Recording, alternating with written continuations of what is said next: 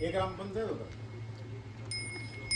माझं. म्हणजे बालपण म्हणजे मी प्राथमिक शाळेमध्ये जेव्हा शिकवत होतो तेव्हापासून इकडे आपलं गाव मंदिर आहे आम्हाला फार लांब वाटायचं. आणि सावली इथे चांगली राहायची. आम्ही विटी दांडू, नंतर सूरपारंब्या, नंतर डाबडुबली काय असे ते सर्व असे खेळ आणि इथे धर्मशाळेवर बसायचे. आणि नंतर पुढच्या काळामध्ये जेव्हा लहान लहान होतं तेव्हा आजूबाजूच्या पंचक्रोशीतल्या ज्या शाळा आहेत प्राथमिक शाळा त्यांच्या पण सहली इथे यायच्या. म्हणजे शैक्षणिक सहली इथे म्हणजे निसर्गरम्य वातावरण असल्यामुळे एकदम इथे आवर्जून तिथे सहली यायच्या. तेव्हा आम्ही पण मग त्या सहली कुठल्या आल्या काय आल्या मग मौज करायला आम्ही इथे यायचे. काही आम्ही यात्रा पण भरवायचे इथपर्यंत. अशा बसेस काही रेल्वे असं खेळ खेळायचे आम्ही यात्रा भरवायची. तर इथपर्यंत जळगाव काही अशा बसेस काही रेल्वे असं तयार करायचं. इथंच तुम्ही म्हणजे हा इथेच आम्ही खेळ खेळायचे. आणि पूर्ण उन्हाळा जो आहे उन्हाळ्यामध्ये तापमान आपल्याकडे भरपूर पण आमचं पूर्ण उन्हाळ्याचे दिवस इथे सुट्टीचे इथे मौज आणि चांगलं खेळण्यासाठी सूरपारंब्या वगैरे असं खेळण्यासाठी म्हणजे प्राथमिकमध्ये हे झालं. मग नंतर आम्ही हायस्कूलमध्ये तांदवळीला शिकायला गेलो. तेव्हाच नेमकं हे धरण बांधायला सुरुवात झाली होती त्या काळात. म्हणजे मी 1983 सालामध्ये 10वीमध्ये होतो. त्याच्या अगोदर 5वीमध्ये मग आम्हाला जेव्हा इथे जायला लागलो तर इथे धरणाचं पाणी म्हणजे बॅकवॉटरचं पाणी हळूहळू ते लेव्हल वाढत गेले. मग आम्हाला तो पूर्वीचा जो रस्ता होता शाळेत जाण्याचा तिथून पुढे जुन्या रस्त्याने जायचे. तिथे नदी लागायची जुन्या गावात. आणि 8वीपासून आमची शाळा नवीन गावात गेली तिकडे हायस्कूल. मग तेव्हा आमचं इथे पाणी रोखलं म्हणजे आमचा रस्ता बंद व्हायचा. तेव्हा आमची इतकी परिस्थिती वाईट होती की आम्हाला या शेतांमधून जावं लागायचं. मग येताना बरेचसे मुलं काय करायचे त्यांची तयारी झाली की इकडनं रस्ता राहायचा शेतांमधून ते इथून येऊन इथे अभ्यास काय बसायचे खेळायचे. 9 वाजेशी जेवण करून इथे यायचे. पण माझं असं व्हायचं की आईचं जास्त काम वगैरे आटवायचं नाही. ते मुलं बोलायला यायचे पण टाइम झालेला असायचा. इथे थांबायचे. मग मी जेवण वगैरे केलं की इथे यायचो.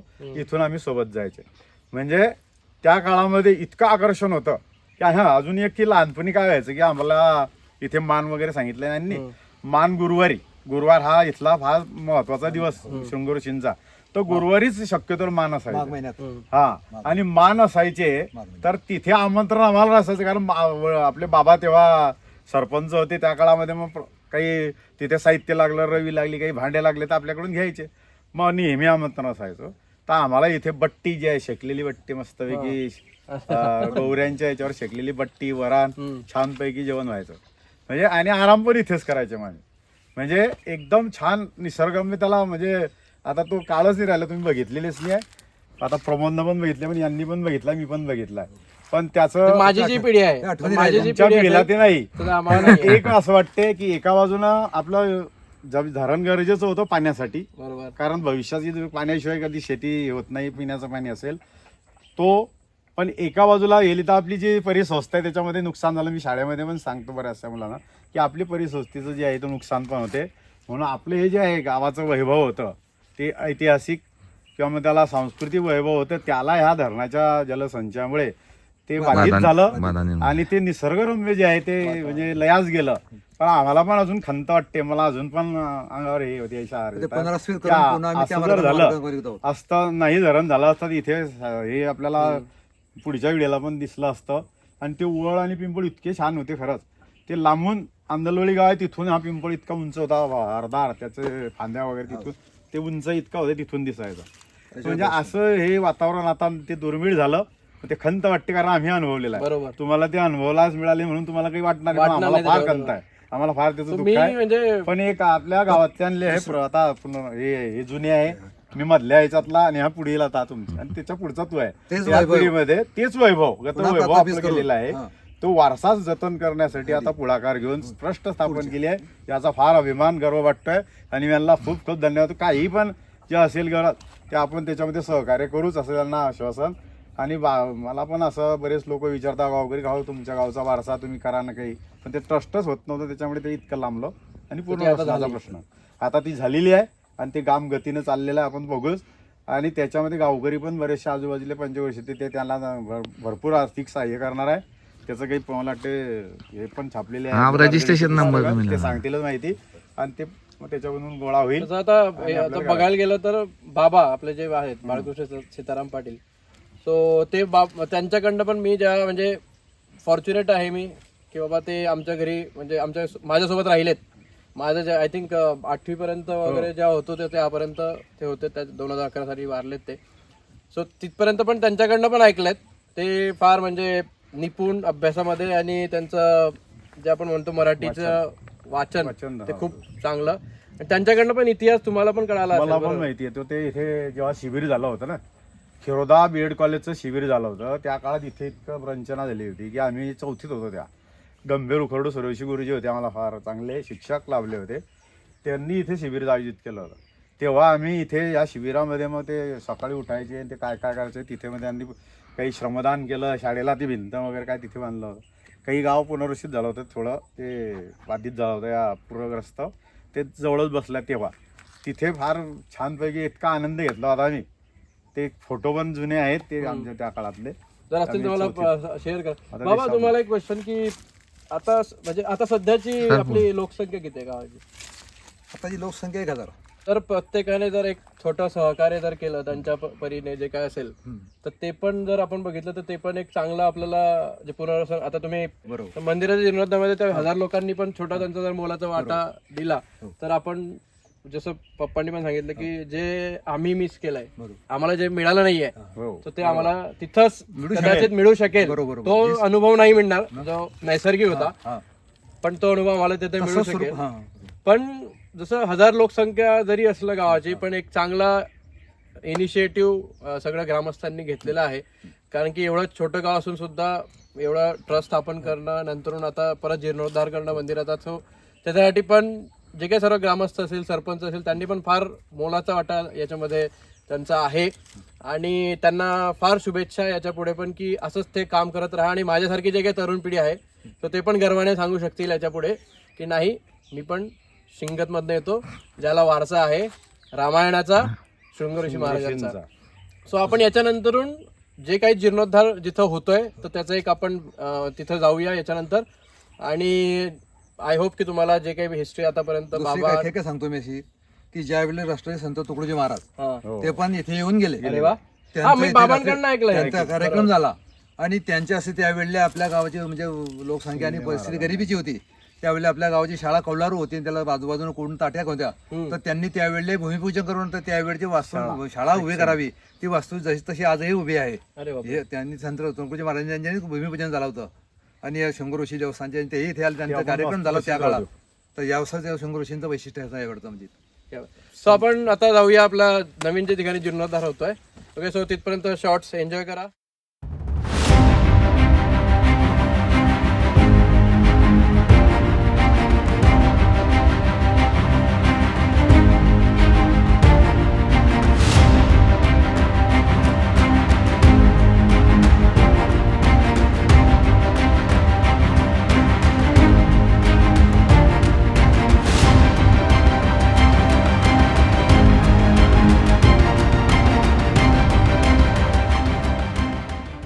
ज्यावेळेला धरणाचे दरवाजे बंद होतात ऑगस्टमध्ये, त्यावेळेला या इमारतीच्या या इथपर्यंत पाणी येते. या मुलांवर पण निशाणी आहे त्यांची, हे निशाणी पाण्याची. तिकडे तिकडे पण निशाणी बघा. या वेळची त्यावेळचं बांधकाम मुलांवर पण हा, हे पांढरा ना, हे पांढरा मुलांवर पाण्याची जाईल तेवढी लेवलवर धरणाचं पूर्ण पाणी घातल्यावर असते, म्हणजे पूर्ण मंदिर पाण्यात असते अर्ध.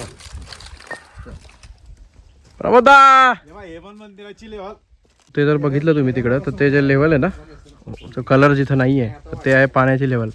सो जर बंद झालेत दरवाजे पाण्याचे, धातनोदराचे, तो इथपर्यंत लेवल येते पाण्याची. तो जागा पाणी चालू आहे नाही का? ओट्यापर्यंत पाणी राहील ना. नवीन मंदिराकडून समाधी समाधी हे ज्या 3 पिढ्या आहेत, ते रस्ता पाहत आहेत. जुन्या मंदिरापासून नवीन मंदिराकडे जाण्याचा मार्ग कसा करायचा, वो भी ठीक है. भरपूर जागा इथे. हा पूर्ण जे शिबिना असा इथे पूर्ण हे पाण्याखाली जातात. हे जे दिसते ना सगळी जमीन पूर्ण पाण्याखाली जाते.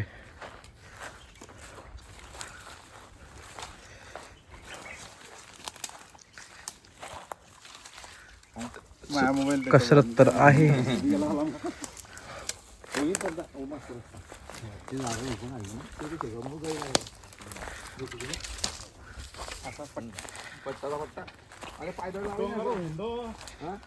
हा डोंगर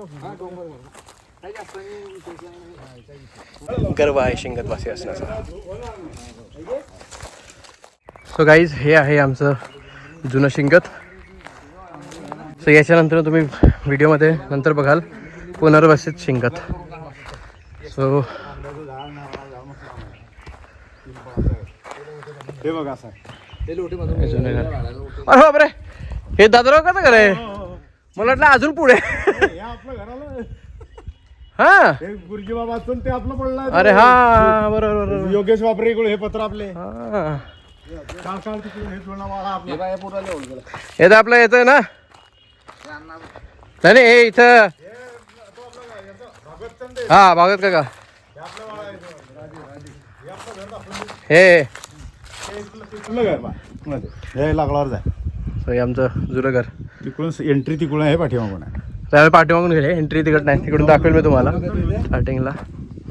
सो हे इथं लेवलिंग करणे चालू आहे. लेव्हलिंग करणे. भविष्यामध्ये सभा मंडप आणि लग्नाची जी व्यवस्था होणार आहे, हम्म. निसर्गरम्य त्याच्यानंतर गोशाळा, पार्किंग, नाही त्याचा. असं सर्व प्लॅन केला. केलेला आहे.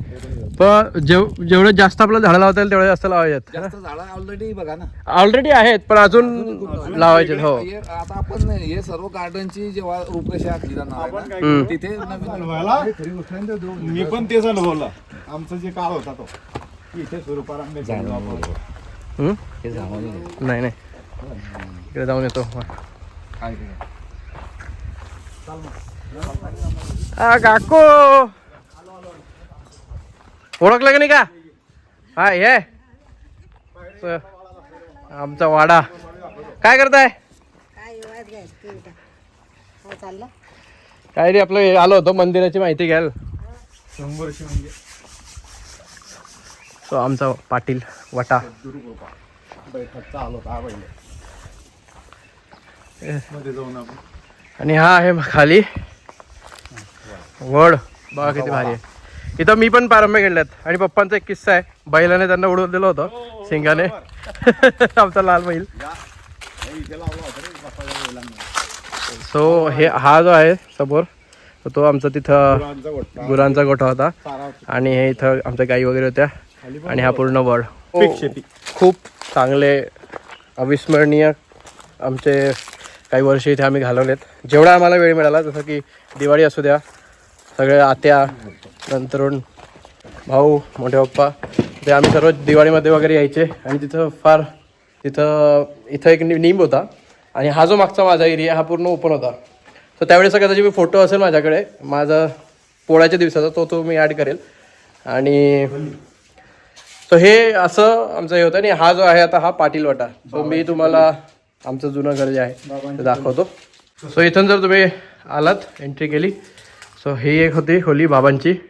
तिथं मोठ्या पप्पांचं नाव लिहिलं माझ्या. 1978 मध्ये AB पाटील अंबादास बाळकृष्ण पाटील 1978 मध्ये हे बाबांची खोली होती. इथं जे काही बाबांना भेटायला यायचे, कारण की माझे बाबा 20 वर्ष या गावाचे सरपंच होते आणि 1 वर्ष काँग्रेस तालुका अध्यक्ष. सो हे आमचं घर पडलेलं आहे. सो ते जुने स्विच आणि आहे आमचं घर जे की पडलं आहे आता. सो इथं मस्त छान मोगरा होता या पत्रांवरती. आणि या पत्रांवरती मोगरा होता. तर सकाळी जेव्हा उठायचो आम्ही, तर तेव्हा मस्त छान सुगंध यायचा. आणि हे जे पत्र आहेत वरचे, सो आमच्याकडे पाहुणे आलेत तिथे झोपायला आहे. की वरती झोपायला लागायचे. आमचा वाडा. हे देवघर हे पूर्ण वाडा होता असा. आणि आमचं देवघर. इथं देव असतात आमचे, होत होते म्हणजे आधी. सो आमचा पूर्ण वाडा. आणि याच्या मागे, जस्ट वाड्याच्या मागे इथं तुम्हाला दिसता येईल नदी. आणि इथं आमचा गोठा वगैरे. हे मंदिराचा परिसर इकडे मागे नदी. आणि इथं नदी आणि मंदिराचा परिसर.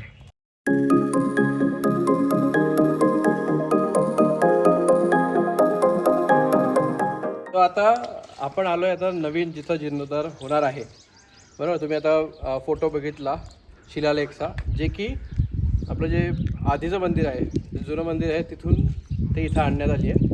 तर आता अजून हे नवीन जे आता जीर्णोद्धार आपण करतोय आणि हे याचं भूमिपूजन वगैरे केव्हा झालं आणि पुढे जाताना तुमचं आता म्हणजे आपलं हे जे ट्रस्ट असेल आहे शृंगेरी ट्रस्ट, तर त्याचं काय पुढचं प्लॅन आहे? आता आपण ते जुनं मंदिर बघितलं, आता हे नवीन जीर्णोद्धार झालेलं मंदिर जे की आपल्या संस्थान शिंगत यांच्या मार्फत आणि सर्व गावकऱ्यांच्या सहकार्याने आणि भक्कम पाठपुराव्याने आता होणार आहे. तर या मंदिराचं आपण आता हे बांधकाम बघताय. आपण 11 फुटाचा याचा ओटा घेतला आहे. 11-12 फुटापर्यंत स्लॅब पडणार आहे आणि 31 फुटाचा कळस आहे. इथला उंच कळस करण्यामागची रूपरेषा अशी की आपलं जे इथे जुनं गाव होतं ते पूर्ण तिथे शिफ्टिंग झालेलं आहे. आणि नवीन श्रद्धाळू किंवा कोणी आला तर त्याला आपल्याला विचारायची गरज नाही पडली. तो कळस दिसतोय तो मंदिराचा आहे. तो कळस बघत बघत चाललेला म्हणजे तुम्ही शंभूशी मंदिराबरोबर पोहोचा. अशी याच्या मागची उंच घ्यायच्या मागची आहे. आता झालेलं असं आहे की हे पूर्ण घरं इथून शिफ्टिंग झालेले आहे आणि या परिसर पूर्ण अस्तव्यस्त घरं, पडलेल्या भिंती आणि असा होता. तर आपण हे JCBच्या साहाय्यानं बघा इकडे नदीकाठपर्यंत असं दूरपर्यंत आपण लेवल करताय जागेची पूर्ण जवळजवळ 3.5 ते 4 एकराचा एरिया आहे. ते पूर्ण झाल्यावर ह्या मंदिराची रूपरेषा आपण एका आर्टिटेक्टकडून मोठा प्लॅन बनवलेला आहे. प्रचंड मोठा असा सभामंडप होणार आहे. बाजूलाच गोशाळा असणार आहे. पार्किंगची जागा वेगळी असणार आहे. गार्डन असणार आहे आणि धर्मशाळा पण आपण तिथे जी जुनी शाळा आहे तिला धर्मशाळा म्हणून डेव्हलप करणार आहे. जे की आपल्या पंचक्रोशीमध्ये इथली एवढी मोठी जागा आणि अशी निसर्गरम्य जागा नदीकाठची की एवढा असं कुठेही परिसर एवढा नसेल असा. या मंदिराचे बांधकाम करण्याच्या आधी आपल्या फैजपूरचे जनार्दन स्वामी महाराज यांच्या हस्ते आपण या मंदिराचं भूमिपूजन केलेलं आहे. जे की एक शुद्ध आणि असं अत्यंत चारित्र्यपूर्ण व्यक्तिमत्व आहे आणि पूर्ण जळगाव जिल्ह्यात नव्हे त्यांच्या दुसऱ्या राज्यामध्ये पण शिष्य आहे. इतकं त्यांचं मोठं वलय आहे म्हणून आपण त्यांच्या हातून याचं पूजन केलं, भूमिपूजन केलं आहे.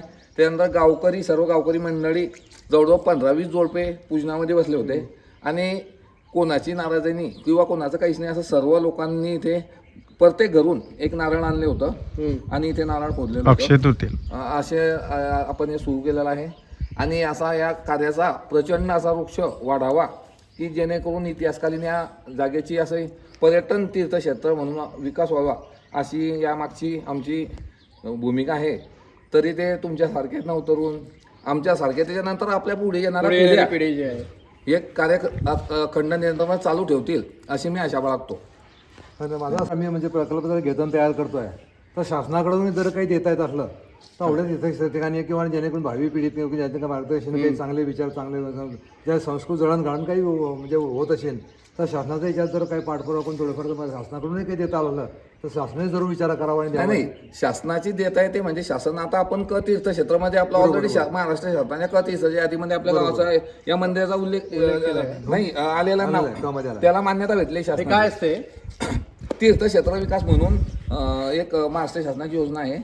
तिच्यामध्ये जे जुने पुरातन मंदिर आहे जे ट्रस्ट आहे त्याचे ते नियम असतात, नॉर्म्स असतात. ते नॉर्म्स क्लिअर करून सण त्या यादीमध्ये नाव समाविष्ट होते. तर आपण आपल्या तालुक्याचे आमदार माननीय चंद्रकांत भाऊ पाटील यांच्या सहकार्याने आणि गावकऱ्यांच्या भक्कम पाठिंब्यावर आपल्या मंदिराचा तीर्थक्षेत्रामध्ये समावेश झाला आहे. तर त्या मार्फत महाराष्ट्र शासनाचा फंड्स आपल्याला मिळणारच आहे. त्याच बळावर आपण आता एवढं मोठं स्वप्न बघतोय आणि ते पूर्णत्वास जाईल असा मला म्हणजे आत्मविश्वास आहे. तर तुम्ही बघितलं की आमचं जे काही शिंगत आहे तर त्याला एक हिस्ट्री आहे. असं त्या नावालाच एक हिस्ट्री आहे ज्याच्यावरनं ते नाव ठेवण्यात आलं आहे. सो माझा हाच एक जे काही हेतू होता तो हाच होता की बाबा ज्या गावातनं मी आहे त्या गावामध्ये एवढा जर इतिहास असेल, प्रचंड मोठा इतिहास आहे, तर तो तुमच्यापर्यंत पोहोचवायलाच पाहिजे. हे माझं दायित्व आहे शिंगतकर म्हणून. आणि आय होप की बाबा तुम्हाला जे हिस्ट्री आता सरपंच साहेब आणि बाबा यांनी जे सांगितली, त्यांनी शेअर केली, त्यांच्या काळाचे जे काही किस्से वगैरे होते पारंब्यावरनं खेळणं वगैरे किंवा माझ्या पप्पांनी पण त्यांचे किस्से सांगितले, तर ते एक कुठेतरी त्यांचं पण एक ज्या वेळेसचं एक अनुभव होते तर ते तुम्हाला आणि तुम्ही पण त्या काळात गेलेत आधीच्या.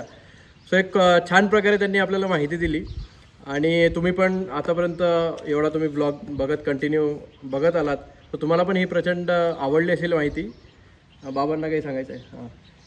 मी असं म्हणू शकतो की आमचं जे बालपण होतं या वयात समजा मी आता आमचं उद्योगशीकडे चालू आहे पण बालपण तुमच्या वतीच्यानं किंवा आमच्याकडून वधवून गेल्या बालपणात आम्हाला तुम्ही नेऊन गेला तो आम्हाला आनंद दिला यावर तुमचे आभार मानतो. तुमच्या तुम्हाला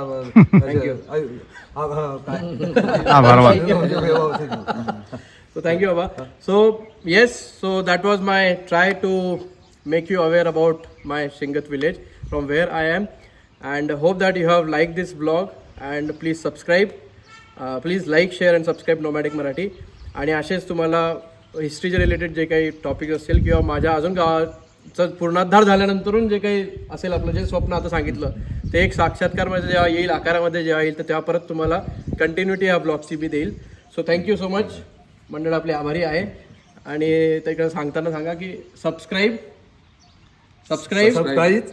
नोमॅडिक मराठी आमच्या शुभमचं चॅनल आमच्या शुभमचं चॅनल थँक्यू. आमचं नातू सहकार्य करा. थँक्यू. काय करायचं माझ्यावर समोर आहे. सो ते माझं जुनं घर ठुमकदार गाव आणि लाभलेला सुकी नदीचा किनारा. जुनी डेअरी आणि हे जुनं हनुमान मंदिर. जय बजरंगबली. आणि हे 2 हौद हाया म्हणतो आम्ही त्याला. त्याच्यामध्ये गुरंढोरं पाणी वगैरे प्यायला. आणि ही आहे आमची मराठी शाळा जे की आता नवीन गावामध्ये शिफ्ट झाली आहे. सो जसं मी प्रमोद दादा बोलले की इथं आम्ही धर्मशाळा करणार. ही आपली नवी शाळा.